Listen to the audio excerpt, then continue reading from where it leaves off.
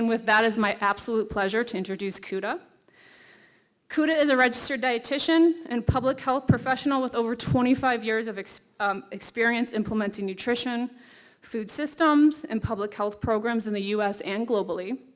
She is currently Senior Vice President, Scientific Affairs for the National Dairy Council, leading work on nutrition guidance, next generation scientist, professional development, and is the relationship manager for the National Medical Association, where she supports physician education and community outreach. Kuda holds a Master's of Science degree in Dietetics and Nutrition and a Master of Public Health degree from the University of Kansas Medical Center. Without further ado, Kuda, thank you. Good morning, everyone. So great to be with everyone here in Michigan. And Melissa, thank you for inviting me. And Michigan Board, Florida Board, thank you for having me. I love the theme of this meeting, unlocking the story and going beyond the numbers. I think for me, I'd like to start with just my story. As Melissa mentioned, I'm a registered dietitian, so my fellow colleagues who are registered dietitians in the room, happy National Nutrition Month. March is National Nutrition Month. But really, my journey started as a 12-year-old who took her first nutrition class in Zimbabwe in Southern Africa and learned about the benefits of good nutrition for the population. And I remember coming out of that class, my first high school class in nutrition, and thinking, this is what I want to do for the rest of my life. And really being convinced that nutrition is foundational to promote generational health and wealth. And that has been my story, is I came to the US to pursue that at the age of 16 and started college and became a registered dietitian to, again, make a difference and be able to tell the story of the power of nutrition. And as Melissa mentioned, I worked as a clinical dietitian for the first 15 years and then recognized that prevention is better than cure, and really started to recognize the importance of public health approaches. And so I went back to school and did a master's in public health and started working in schools, actually, my very first public health nutrition job.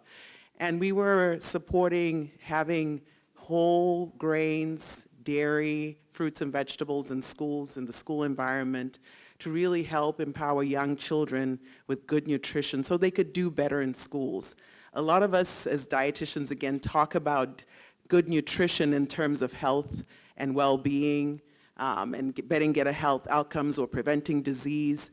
But really, for me, nutrition, as I've grown in my career and even as I went to work for the UN in Eastern and Southern Africa for 10 years, was recognizing that nutrition is an economic benefit and a development indicator for most countries.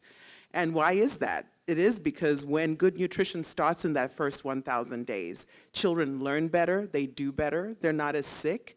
Economic productivity for nations improves. I was doing cost benefit and return on investment studies to go to the ministers of economics to say, if you invest in nutrition, for every dollar that you put in, you get $35 return on investment. And they'd be like, really? And I'll be like, yes. And then they'll be like, tell me how that's going to happen. And I'd sit down with them and really give them a strategy of how their nation could transform their economic development through good nutrition. So this morning, as we continue to talk and speak, I wanted to start from a position of asset framing and helping all of us know what it is we have that is so powerful to transform our communities, to transform this nation, to transform households, and to transform you as an individual that's here in the room. Dairy foods are, for me, like gold. You know, when we look at milk, milk is liquid gold. That's what we have in this room. Those are the assets. So if I'm thinking of principles of asset framing, for you that are dairy farmers here in the room, for you that are employees here for UDIM, we have the gold. And if you don't remember anything else from what I say today, just leave with that hashtag, we've got the gold. And why is it gold? You know, when you think about milk, and for me, even growing up in Zimbabwe, the best feelings I had were visiting my grandma in the village and her serving up some cultured whole milk that was so good. And it just felt like I was cared for, I was nurtured, and I was taken care of. And then there'd be some traumatic times because we lived in the city and we actually had a milkman that delivered milk every morning into our mailbox, actually, and we'd put a bottle out every night with our milk tokens, and he'd deliver the milk in the morning. But I was the oldest of my siblings, and so I was responsible for putting those milk bottles in the mailbox. And it was at night, and so I'd always be hearing the little creaks and sounds at night and walk out there and drop off those bottles. But then in the morning when everybody got to drink that milk, I was like, I got to be a part of making sure we got milk in the house. And so for me, again, milk is gold. And when we think about the 3 dairy foods that we're always promoting and trying to protect, when we think about milk, when we think about cheese and yogurt, that fermented halo that comes with the fermented dairy, there's nothing else like it, and our science tells us that. And so I want all of us to leave here remembering that in the midst of the prevailing environment, in the midst of what we face on a day-to-day basis on the dairy farm, we've got the gold, and we can make a difference in making sure that we nourish a better America, a healthier America, and more importantly, we can support generational health and wealth through what we do with promoting dairy foods. So with that, I will get started. As Melissa mentioned, I am the Senior Vice President for Scientific Affairs, and let me use my clicker here. And so what do we do as Scientific Regulatory and Nutrition Affairs at National Dairy Council? We have a wonderful team, mostly registered dietitians as well, but we deliver and inspire people to choose dairy by engaging through authoritative third-party voices to endorse and recommend dairy, but also by working with our communications and consumer comms team, and also the people that our consumers and communities listen to in order for us to inspire dairy. So from a national level, we have to make sure that, and what my North Star is as Senior Vice President for Scientific Affairs, is ensuring that dietary guidelines, which are probably the most powerful recommendation for Americans, they're released every 5 years, that they do recommend dairy. So we're in the current cycle now where by the end of this year, we'll have new dietary guidelines, hopefully. And our role with Scientific Affairs is to make sure we put forward the science and educate on dairy's role in health and wellness and in disease protection. But when the dietary guidelines come out and recommend dairy as a food group for Americans to consume, and also when the dietary guidelines recommend the right number of servings, that for us is the ultimate recommendation and endorsement. In the next few slides, I'll share with you the work that we've been doing with that. We also work with third-party voices to also activate across what we call our modern wellness territories. So we're, again, leading with research and data and insights. We've done a lot of work to understand what are those territories for health and wellness that consumers want to learn more about, want to hear more about. And what you see at the top there are a lot of what we have all activated against over the years. So grow and perform, bone health, physical activity and athletic performance, brain development, and that child health space, I think, is an area that most of us know dairy is really important for, and some of our consumer insights tell us that really when it comes to dairy, people understand the benefits to growth and development and bone health. But then there are newer and emerging areas that we're calling our next territories, which are gut health, as well as healthy weight and healthy heart, so the cardiometabolic space. And this is the space that, again, we have opportunities to continue to amplify the science on how dairy foods are protective and can help reduce the risk of those chronic diseases. And the future territories there are mental health and emotional health and well-being. So how are we activating across these wellness territories, particularly, again, to amplify the science that leads to what happens with the dietary guidelines? We activate through all of the partners that you see highlighted in this slide. We as dairy and as a dairy community cannot do it alone, but we are responsible for educating on that science and helping all of our health professional organizations, but authoritative leaders and voices to understand those benefits, and they too can sing the dairy song from the same hymn book, which is the science that you as dairy farmers have invested in over the years. So let's look at how dairy foods can be part of the solution in improving nutrition security. And you might be hearing this word over and over, this phrase over and over, nutrition security. What does that mean? And we heard it that Michigan is activating against that in schools. But really, I took the definition that's been officially put out there, and nutrition security is when all individuals and households have consistent, reliable, affordable, accessible, and sufficient quality and quantity of nutritious foods for them to have optimal health and well-being. So as you hear me refer to nutrition security throughout this presentation, this is our aim and our goal when we talk about dairy foods' role in that. We do know from the science that dairy foods have a role to play when it comes to ensuring that households can become more nutrition secure. We also know dairy foods are affordable, they're accessible. And so, again, we are able to amplify and tell this story more positively. And in these next few slides, I'll be telling that story of how we are amplifying and showcasing how dairy foods are part of achieving nutrition security.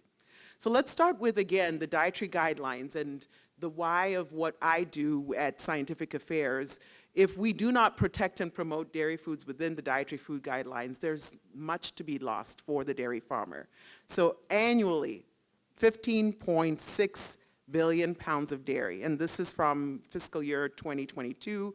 I checked last night, the 2023 data actually shows 14.8 billion, but really, again, this is how much dairy goes into these federal nutrition assistance programs. And each one of them are governed or guided by what comes out of the dietary guidelines for Americans.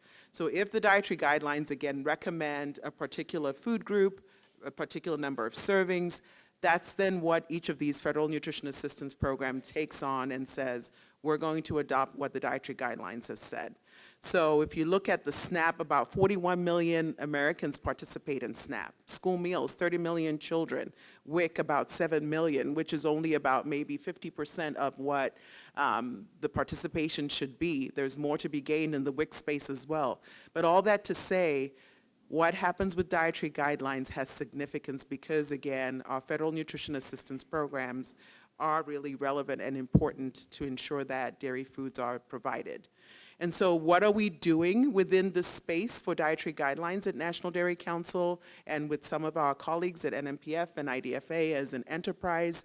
For you dairy farmers, we are cultivating a critical mass of dairy champions who understands dairy's unparalleled dimensions of wellness, but also its impact on planetary health, so that dietary guidelines, again, can be informed by the latest and greatest science that we have. So we reinforce and we really prioritize this cycle, which was a battle, making sure that 3 servings of dairy are maintained, and that we are actually its own food group. In some countries globally, so part of the work that I do at DMI and National Dairy Council is positioning dairy in global food-based dietary guidelines, and a lot of countries have gone to where they've put dairy within the protein group. And so it's put in together with meat, eggs, fish, and so the number of servings or the total number of grams then that dairy foods people are being recommended to consume is a lot less because it's clumped in with all the other protein sources.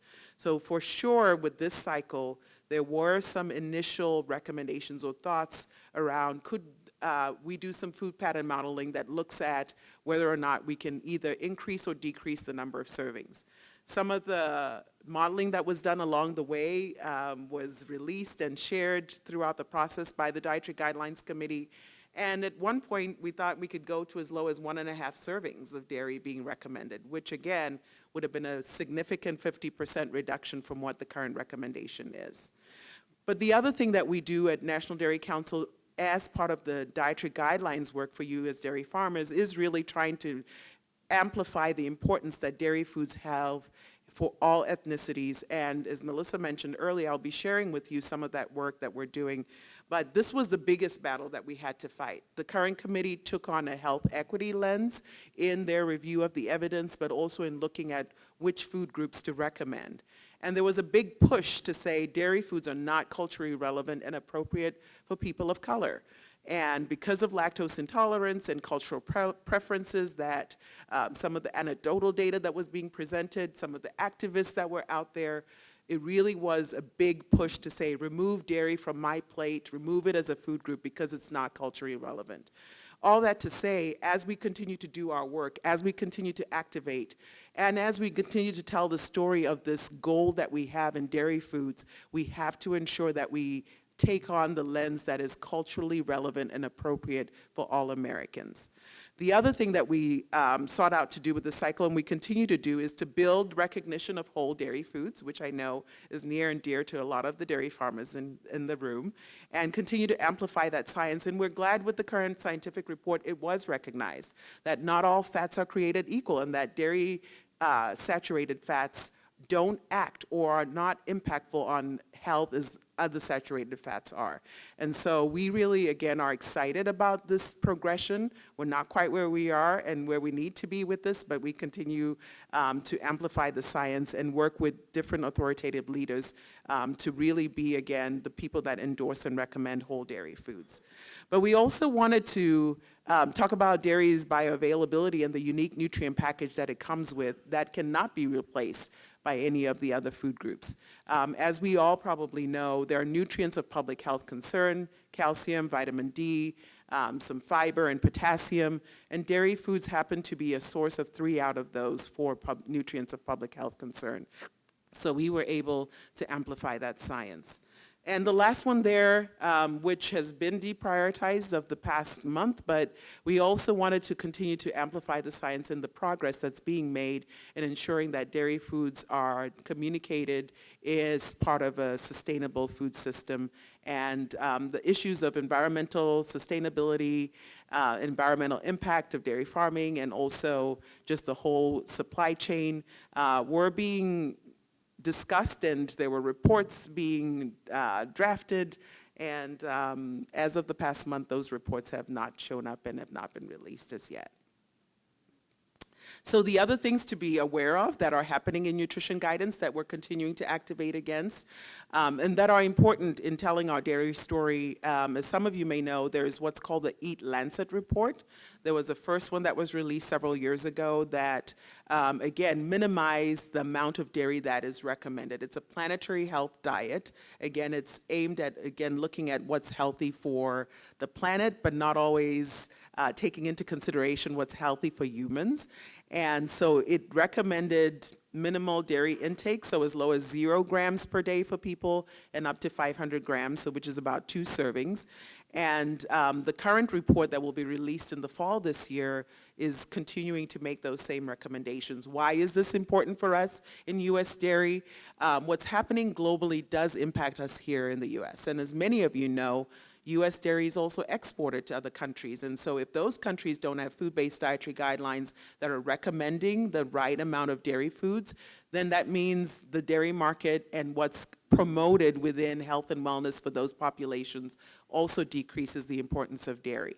And so at National Dairy Council, we're continually monitoring what's happening with this report, but putting forward a narrative already to showcase the importance of not only looking at planetary health, but also being able to look at the health of the human beings and the unintended consequences of reducing the number of servings that are recommended for dairy foods within these reports.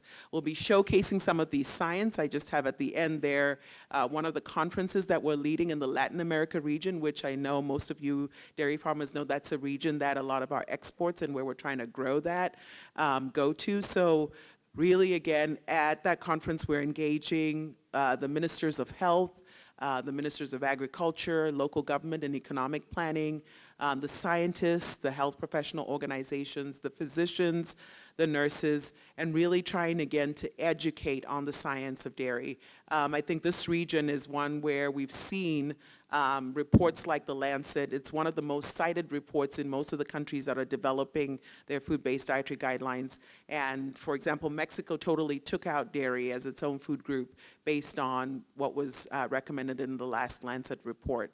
So all that to say, the work we do is not only amplifying the science on the role of dairy here within the United States, but making sure that we're looking at what's happening globally. And even with this current dietary guidelines cycle, we saw the committee look at what other countries are doing globally. So what's happening with food-based dietary guidelines globally is impacting what happens with our dietary guidelines here in the U.S. So we cannot afford for any of the food-based dietary guidelines to continue to recommend any reductions in dairy servings.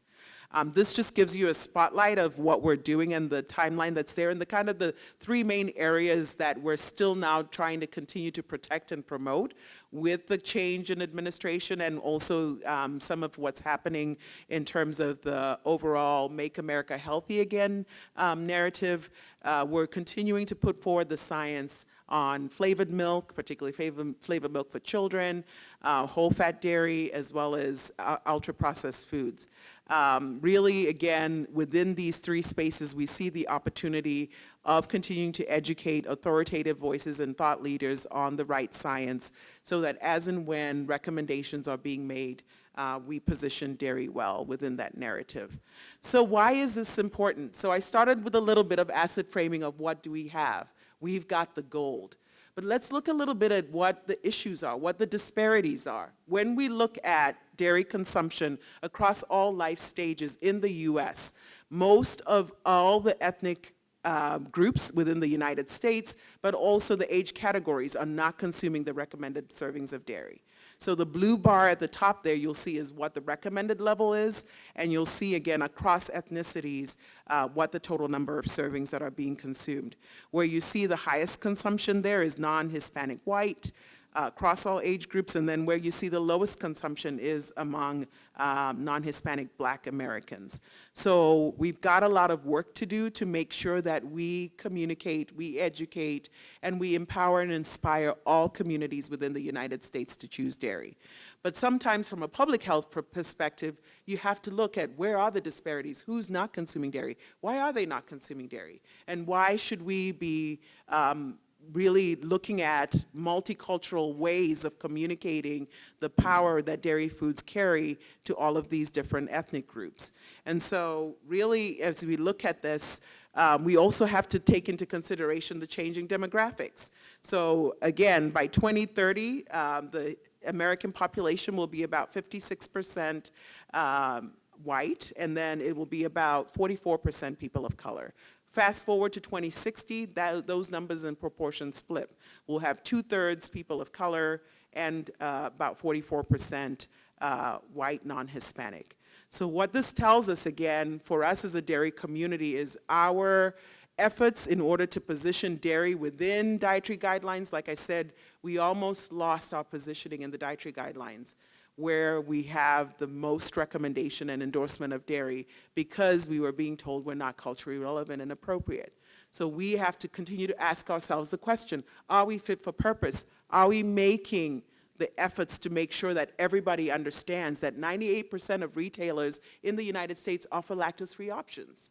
We actually did a quick survey at the beginning of this year that was representative to just understand what consumers believe and know and are aware of when it comes to lactose-free product. And only about 52% of people said that they actually know that there's lactose-free options in the dairy case. So we've still got work to do when it comes to making sure that we are educating, communicating in culturally relevant and appropriate ways, and that we meet people where they are in order to inspire them to choose dairy, and in order to actually benefit and gain everything that's there with the goal that we have in dairy foods. So here's a fun cheese fact that I'd like to put out there, because you might be out there as a dairy farmer and thinking, well, what's the return on investment in investing in multicultural efforts and communication and activations? And I had our strategic intelligence team do a little bit of review of the data, and what they told me was just a 5% lift on cheese purchasing amongst Black, non-Hispanic households would equate to 19 million incremental pounds of cheese in 1 year. So think about that. This is just amongst non-Hispanic Black households. And so really, again, as we look at our approaches and ways for the future, these are the types of things we want to dig in a little bit more into to say, we know what we're doing right now to improve and encourage and inspire and build trust and move dairy sales forward, but there could be more that we could do. And there could be more that we could engage with to get these incremental sales and get more benefit.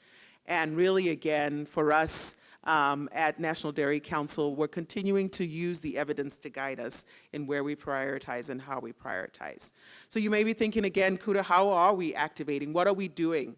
I wanted to phrase this as a story not about what we're not doing, but really what about what we're doing, why we should be doing it, and more importantly, what could we do more of and do better as we move forward. So I will spotlight a little bit again of what we're doing at the national level and then take it to the state and regional level in these next few slides. For us, again, at National Dairy Council, like I said, my North Star is if dietary guidelines do not recommend dairy, we're losing that almost 15 billion pounds of dairy that go through Federal Nutrition Assistance Program. So that is a must. So all throughout last year, we submitted 26 sets of comments. So when we talk comments, the government, which the Department of Health and Human Services is the lead for dietary guidelines this year, and they work with USDA. And basically, with every step of the process in the development of the guidelines, they ask for public comment, whether it's oral and in person or sometimes it's written. Most of it is written. So what my team leads at Scientific Affairs is making sure that with every opportunity to submit comments, we're submitting the science and educating on why dairy foods should be part of what's recommended and the importance that dairy foods play. So again, these are the most comments that we've ever submitted over the years as National Dairy Council on your behalf as dairy farmers. But we will also recognize, the chair of the committee actually recognized in one of the public meetings to say, we saw your comments as dairy, and one of the reasons why we were able to maintain the dairy food group and those 3 servings was because we had such strong comments and science that you as dairy farmers have invested in, and we were able to put forward in these comments as National Dairy Council on your behalf. Our nutrition research team is also steadily working on research and working with academic centers and nutrition scientists across the country to also have research that then goes into these comments. So 72 studies to address key strategic priorities for this 2025 to 2030 cycle. And really, again, we are already in the process. Next month, we'll be meeting and discussing what are those priority topics and areas we want to put forward for dairy farmers for even the 2030 cycle. The research pipeline for 2030 guidelines will actually start the planning for it here in this next month. So it's an ongoing iterative process where we're trying to be offensive, ahead of the game with the right science from your investment, and making sure, again, that we then translate and communicate that to the different groups. So beyond the comments, we also do conferences and communications that are going out on your behalf, again, all to use the voices of our partners, of also authoritative leaders to continue to endorse dairy foods within their platforms. So we're also engaging our third-party colleagues on these modern wellness territories that I mentioned earlier on. And really, what's really exciting is the physician nutrition education programs, and I think you alluded to some of what's being done here in Michigan, is such a powerful thing. Most of us don't even recognize that the doctor that we go to see all the time doesn't really go through a nutrition education or nutrition course sometimes in their training. So when it comes to recommending dairy foods, they don't even understand the health benefits of dairy foods. I think last year when I was at the board meeting, one of the board members said to me, I'm tired of going to my doctor and the first thing they tell me to reduce my cholesterol is dairy foods. And I have to tell them that's not correct. That's not the right science. And most of you may have gone to your doctor, or even people, I was talking to an OBGYN the other day, and she said to me, the lactation consultants, the first thing that they tell mothers to do when the baby starts having colic or a little bit of a rash is cut out all the dairy, take it out of your diet. And yet, dairy foods are so instrumental for babies' bones and bodies and brains. And really, again, part of that is the deficit that physicians have in nutrition education. So when you hear about us talking about these physician education programs, it's a full-on, everybody hands to the ground to make sure that we have our physicians understanding the importance of nutrition. We as dietitians, again, we're in this profession and we know the power that nutrition has, but doctors don't.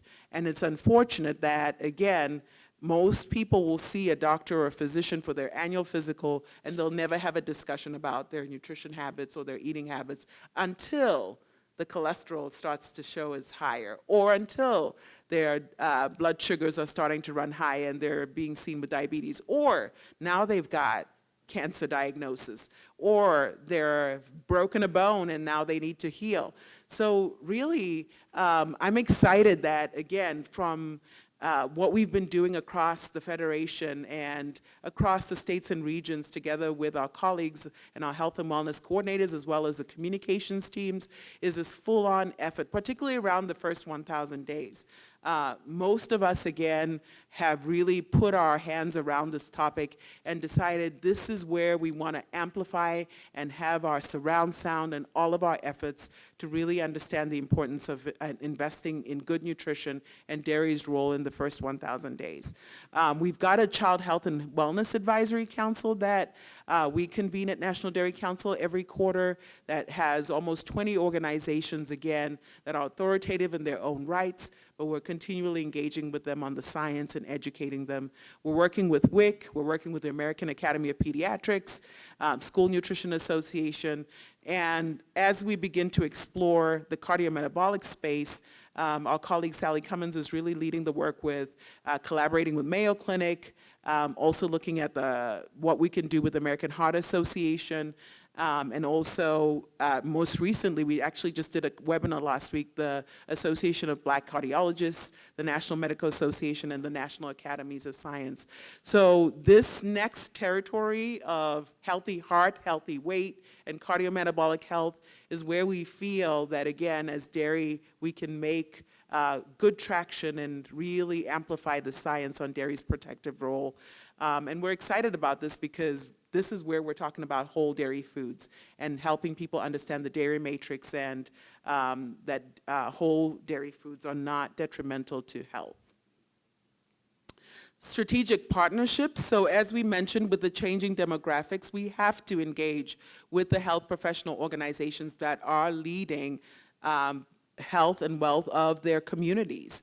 And so the National Medical Association is the largest Black physician organization. Over 60,000 Black physicians are part of this organization. And so we partner with them at a national level, but also at a state and regional level. I was just talking to Sandy earlier, just so excited about how Michigan is collaborating with our colleagues at NMA Region 4 to, again, educate on the science with these Black physicians.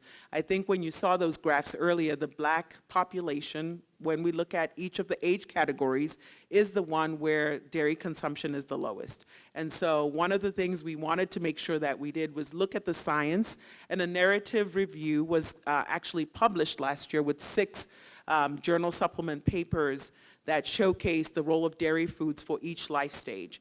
So again, a very powerful tool because we have most people saying, again, dairy foods are not appropriate for Black people because they're lactose intolerant, and they automatically dismiss. But what we're showcasing with the science and the supplement is there's much to be gained for the Black community by consuming dairy foods, and here's how for each of the life stages. So a really important endorsement of dairy from that journal supplement that you see up there, but they're taking this as an organization in their own right to their stakeholder platforms, to their legislators, to their conferences and educating their own physicians, but to other health professional organizations. As we speak, there's engagement with the National Hispanic Medical Association, and they're saying, hey, we saw this science for us. Would you like to also endorse and recommend and come up with a consensus statement on the role of dairy foods for Hispanic Americans? And that's in the works. And because another health professional organization that's sister to National Hispanic Medical Association, that they work on a lot of the minority health issues, they were able to quickly embrace it. And it was an easier lift than for us, again, as dairy, trying to make that case for ourselves.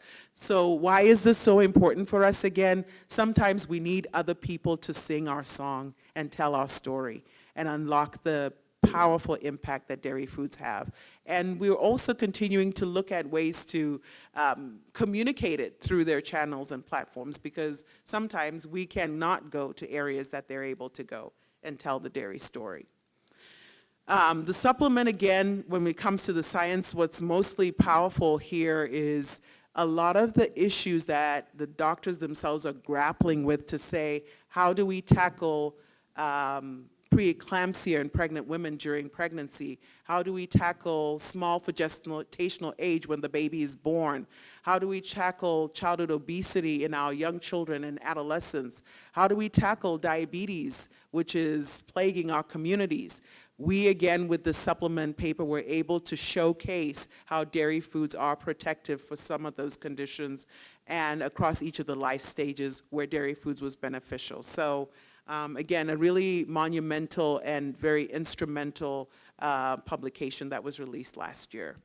We are using that as a platform to also amplify through our own channels and taking this to our National Organization of Blacks in Dietetics, working with Today's Dietitian, also working with the American Society for Nutrition, who are the scientists, and then also with our National Dietetics Organization, which is the annual conference that we have, the Food and Nutrition Conference and Expo, and widely sharing that science.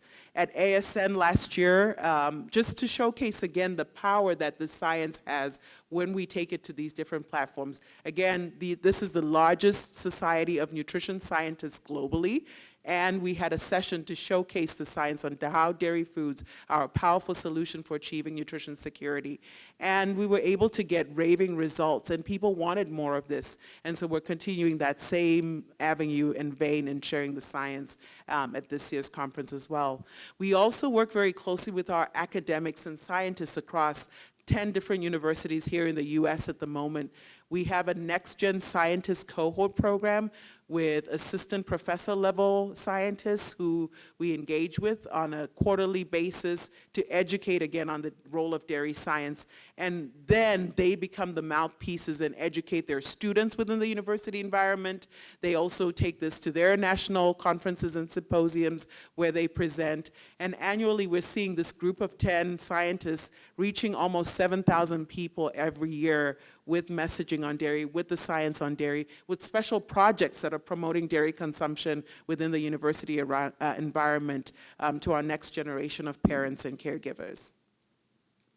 We also do a lot of community engagement. This, again, is a picture of me with Chef Ray. He's actually from Houston, Texas, Dairy Max land. But the National Medical Association does an annual health village at the Bayou Classic in Louisiana during Thanksgiving weekend. And Dr. Lawson, who was the president of National Medical Association at the time, said, how do we showcase dairy foods as part of holiday eating? Could you come to our health village and work with the chef to do a demonstration of how the typical traditional Southern foods that Black people consume can be made healthy and also can incorporate dairy so that they can eat that with their family and get all the benefits from dairy. So Chef Ray was able to make sweet potato pie, cheesy grits, macaroni and cheese with whole grain macaroni. We did some yogurt parfaits with whole grains and fruit. We actually did a spinach dip that people thought was a spinach dip, but it was actually collard greens with Greek yogurt. And it was whole Greek yogurt for that matter. And the tastings, we ran out. We had planned to reach about 5,000 people, and we ended up with over 10,000 people that came through that tent and were able to actually tell us that they appreciated the taste, the flavor, and as we know, most people consume what they consume because of taste. So this whole culinary experience and ensuring that we engage with communities that we want to reach with the power of dairy foods in a way that tastes good and is in line with their cultural experience is so important, and part of what I want to commend what's happening with the states and regions. So I will just end with a spotlight on that. This is a picture of our working group that has SRs across. We looked at the data and looked at where, again, which are the states and regions that have the most Hispanic people, have the most Black people, where we need to move the needle in terms of dairy consumption. And so this group is representative of that. And I will just run through these slides because I know we're running out of time. Just showcase this is what's happening here in Michigan Dairy. And maybe, Melissa, you guys could show the video towards the end for people to see. I was going to play it, but for the sake of time. Again, with Dairy Max, they're doing a lot of culinary experiences with Chef Ray to promote dairy, and going to the National Medical Association regional meetings. Dairy Council of California has a Let's Eat Healthy initiative where they're championing, again, communities being empowered to choose dairy in a culturally relevant way. We actually co-sponsored the publication of this new recipe book under Adain's leadership. This is a recipe book that's called Soulful Creations. And this was actually birthed out of me leading a communications training with Dairy Max in 2022. It was January of 2022. So talk about the story. We're doing this communications training. It was the National Medical Association board, 35 of the leading physicians in the country, and we're educating and communicating and training them how to communicate on dairy foods benefit and health and wellness in Black Americans. And we had sent them a gift package ahead of that training, and one of the gift packages was a recipe book that Dairy Max farmers have actually put together. And one of the physicians then sends me a message in the Zoom chat, and she said, "Why do you have a recipe book that doesn't represent us, that you sent to us as the Black physicians? None of the foods and the recipes that you've shared in here are actually what we eat." And she said to me, "Have you taken the time to understand?" And I want to leave us with that question. Have we taken the time to understand? And it's not just about race and ethnicity. It's about all of the people that we're trying to reach in America. Have we taken the time to understand? Have we taken the time to then communicate from a position of understanding so that we're able to tell the powerful story that this gold that we have in dairy foods can bring into their lives? And hopefully, you're a little bit challenged as you go out of this room to think about that and really ask yourselves, in the work that you do, in the communities that you serve, in the churches that you attend, or wherever you go for your religious activities, what is it or where is it that these people are? And are we telling the dairy story in a way that's compelling them, to inspire them to choose dairy foods and unlock the powerful gold that we have in dairy foods? So with that, I'd like to end and hand it back over to Melissa.